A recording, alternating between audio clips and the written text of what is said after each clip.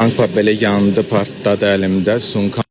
Dostlar, sizə hər zaman pozitivlə gəlirəm. İndi biraz negativlə gəldim. Çin şəhərində Guangzhou'dayam.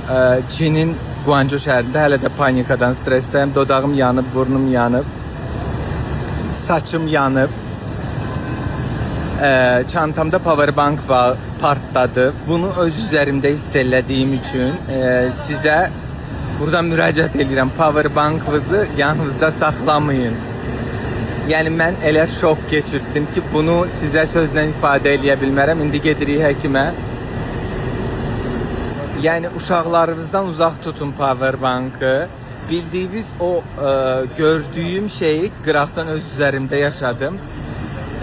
Sözlə ifadə eləyə bilmirəm. Düz pasport kontrolün məndən öncə bir nəfər var idi. Bax belə alov.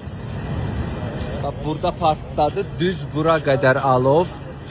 Burnum, dodağım, saçım yanıb. Sumkanı göstərəcəm sizə. De sumka bax burada partladı powerbank biləsiz. Bax görün sumka nə vəziyyətdədir. Bu dəriyə baxın. Mən sizə sözlə ifadə eləyə bilmirəm. Bax burada partladı.